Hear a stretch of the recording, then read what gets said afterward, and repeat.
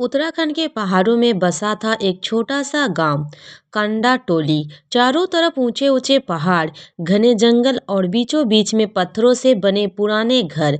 सर्दी यहाँ ऐसे पड़ती थी कि हड्डियां तक कांप जाए। दिसंबर आते ही बर्फ गिरने लगती और सूरज भी जैसे डरकर देर से निकलता। इसी गांव में रहती थी गौरी, एक गरीब घर की बहू। गौरी की शादी हुए अभी 2 ही साल हुए थे। मायके में भी गरीबी देखी थी और ससुराल में आकर भी हालात कुछ खास नहीं बदले।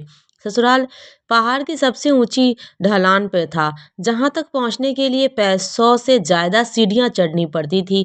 पर छोटा सा पत्थरों का बना, ऊपर से टीन की छत, ठंड में छत से बर्फ की बूंदें टपकती और हवा ऐसी सीटी मारती जैसे किसी को डराने आई हो।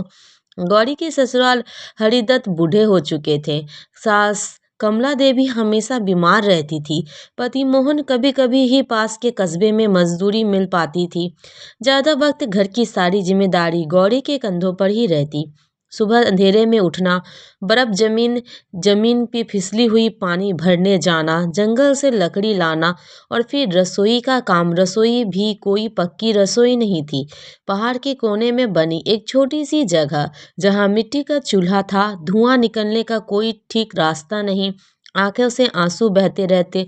ठंड इतनी कि हाथ सुन हो जाते, लेकिन गौरी रोज वहीं बैठकर रोटी बनाती।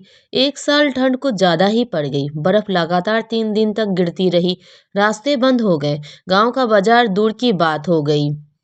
घर में अनाज भी बस थोड़ा सा बचा था। सास बोली, बहू आज तो लकड़ी भी खत्म हो गई। गौरी ने बाहर देखा, बर्फ कमर तक जमी थी। वो बोली, अम्मा मैं अभी जंगल से सूखी टहनियां ले आती हूँ। मोहन ने मना किया, पागल है क्या, जान चली जाएगी। गौरी ने बस इतना कहा, और चूल्हा नहीं जलेगा तो बस भूखे रहेंगे। गौरी ने पुरानी शॉल ओढ़ी, पैर पे फटे जूते पहने और निकल पड़ी। बर्फ में पैर धंसते जा रहे थे। कई बार गिरी, कई बार हाथ फिसले, पर हिम्मत नहीं हारी। जंगल में उसे सूखी लकड़ियां मिली। गठरी बांधकर जैसे तैसे घर लाई। जब चूल्हा जला तो पूरा घर धुएं से भर गया, लेकिन उस आग की गर्मी से सबके चेहरे खिल उठे। गौरी ने पक्के मक्के की मोटी रोटियां बनाई, थोड़ा सा आलू उबालकर नमक मिर्च डाल दी। सास की आंखों में आंसू थे।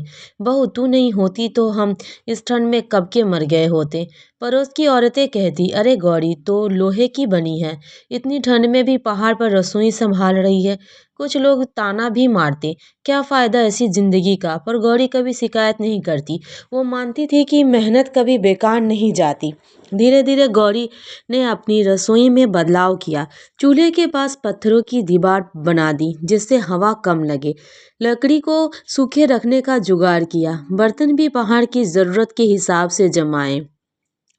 जब गांव में किसी के घर शादी या पूजा होती तो गौरी को बुलाया जाता। उसकी बनाई सादी दाल, भटकी चुकरानी और मंडुए की रोटी सबको बहुत पसंद आती। एक दिन प्रधान जी बोले, गौरी बहू तू चाहे तो अपना छोटा सा ढाबा खोल सकती है। बाहर से आने वाले लोग पहाड़ी खाना ढूंढते हैं। गौरी को भरोसा नहीं हुआ।